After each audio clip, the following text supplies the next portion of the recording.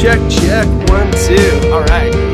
What's up? I'm Jay Moss, and today we're going to write a song on the fly. So like about a year ago, maybe a little bit more than a year ago, we released a drum sample library, my version 2, which I'm like really proud of. And while I use it all the time, and I use it to write music, I use it in the records I mix, and I love it, I never really just showed how awesome and how easy it is to use. So I ended up with some time on my hands tonight, and tonight that's what we're gonna do. Over here is my VHT. I just got that fixed. So we're going to just kind of use this with one tone. I'm gonna also sort of showcase like how much tonal variety you can get just out of like just your performance, like your right hand. That's really important. And we're gonna go over here. I'm screen capping at the same time. Magic. We're gonna sort of show you how easy it is to drag and drop beats, how I really quickly like add a little bit of effects, and just like, we're gonna make an awesome song that, well, we're gonna make a song, you can decide if it's awesome, but we're gonna make something that sounds really good, really fast. So let's do that right now. And we're gonna start by just like composing a drum composition that hopefully works for us. Let's go. Okay, let's dive in. So the first thing I've done here is I've loaded up my Room Sound J Moss Signature Series drums. This is the second edition. And I just literally have the default drums up. So if you want to, if you're a crazy tweaker like most people are, you can get in here, and I very much recommend you go crazy with this. One thing I would put on for sure is the full mic bleed. It makes it sound a lot more realistic. But for the purpose of this video and this like song or song segment that we're going to do, I'm actually not going to adjust anything, because the point here is to like really showcase how fun, quick, easy, and awesome this is. So what we are going to do is we're going to dive into the grooves. And if we go here, all grooves, they're sorted by tempo. To further illustrate my point, I'm not going to adjust my tempo. I'm going to keep it at 120. And so we have stuff that's sort of sorted by tempo here. So we're going to go and look. I'm going to say that anything within 5 BPM or so is probably safe. What do we got? We have Seattle beat, crash. Let's double click that. When you double click it, it puts it up here, and then you can play it to preview. Oh, I should have known. Seattle beat, Nirvana, and drone beat. Here we go. Oh, I like that. Let's try another one. That's good though. I'm gonna remember that one. Drone beat. Let's see. And what else do we got? What's this? Floor tom. This is actually the exact tempo that we're in. Oh, that's awesome. All right, let's drag it in. So that's all you do. Just drag it in. I'll give myself some pre-roll. So this is at 120. I'll give myself 2 measures of 4.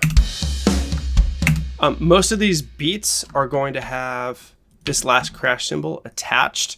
I delete that and I make it an even 4 bars. So if you want to duplicate, we can. So what I'm thinking, as I'm already sort of formulating this random song in my head, I'm thinking we're going to do one of these as just like a weird noise intro. Then we'll do 1, 2, 3, 4 of these as like the actual verse. I'm going to grab this crash cymbal. I'm going to duplicate that. Get in there, pop over. I should probably do a better job at my windows. Normally that would be minimized, but I want to show you guys what I'm up to at all times. All right, so we've got, let's color these. Intro, then we've got verse. Did I mess this up? Does that still sound good? All right, I don't know what happened, but it still sounds good. So this is going to be, that's intro, next color, verse. Then this is going to be, I think we're going to do a rest is our pre-chorus. Pre-chorus can be, we'll go in order. Yellow or green, whatever. Pre-chorus, we're going to rest 4.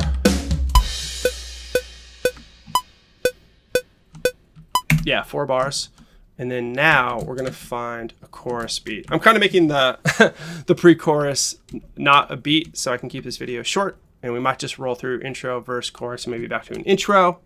Bear with me as I pick another beat. Let's try some of these other ones we haven't done yet.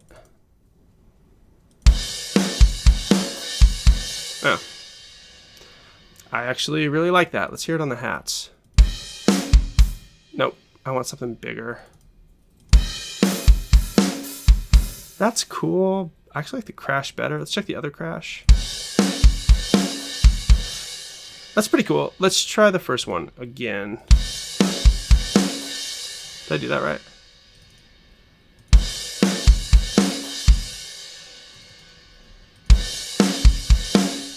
Yeah, I think the velocities or something is better on this one. So this is going to be our chorus. All right, cool. It looks like it's got a little fill in it. Looks like they've got fills in here too. So let's see. Done fill. We might utilize some of those as we get closer, but right now we're just like roughing out a skeleton. So for those, boom, we have a chorus. And then let's use this little break as like a motif. So, but instead of doing, what did we do last time? 4 measures. Let's just do like, let me zoom in here. Oh my God. Let's just do 1 measure and then we'll go back to the verse, which is here. All right. So 1 measure, kind of like a deke out thing. And now we're going to change this to seconds. We're going to see. All right. So we're almost at 2 minutes. All right, whatever. Let's, you know what? Let's just do a whole song. So boom, back to bars and beats and put that in. We'll do a pre-chorus again. Maybe we'll build this one a little differently. Then we're going to go grab this chorus, which we've yet to colorize. So we could do that now. You're this color, whatever that, seafoam green. You're that, and we're going to do a double chorus, and then we're going to end. Believe it, crowd goes silent with a cymbal. What's that put us at, Bob? Just over 3 minutes. Okay, I think we have a song. Let's intro. Cool. We'll bring in the bass or something here. That'll make this a verse. We've got pre-chorus, moody part, which is cool because, you know, oldest trick in the book, right? Like make it mellow and then boom. So we'll do some dumb stuff there. Then we'll make it mellow again briefly, psych, verse 2, and then pre-chorus again. Maybe we'll modulate something here, and then maybe we'll add an extra lead either here or halfway through here. Boom, presto, voila, you have a song. All right, let's go back to, dear God, here. These drums sound so good. Oh, and before I forget, I have a little bit of processing. It's not a lot. So the first thing I have Fabfilter Pro Q3. This is rolling off a little sub, and then I thought the snare for what I have in mind was just a little too like tubby in the 200 hertz area. So this is a dynamic EQ that only happens pretty much when the snare hits. And here's that frequency. So that's what I'm attenuating a little bit. And then I was trying to stick as much to presets as possible. So I literally went to the API 2500 and just did drum kit 1. Like that's it. It sounds really good. Here's everything without the processing.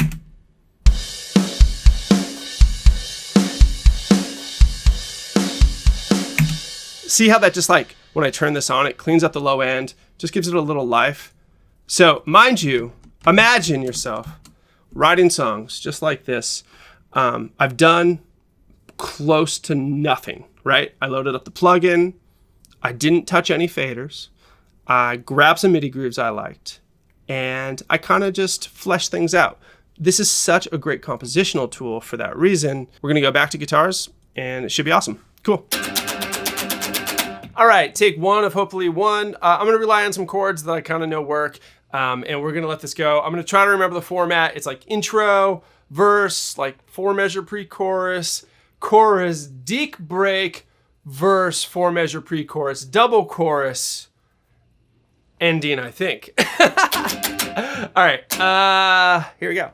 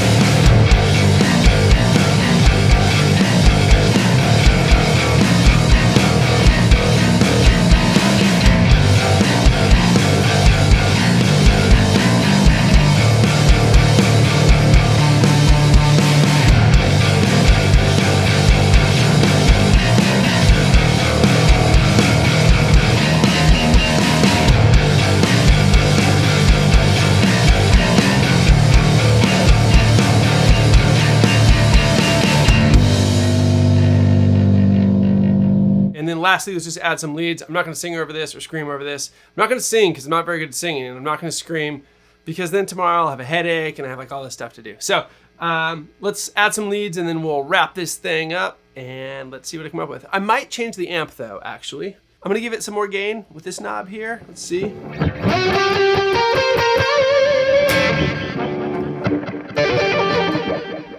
And then the only other thing that I added is I added some delay just with like the stock Steinberg stereo delay.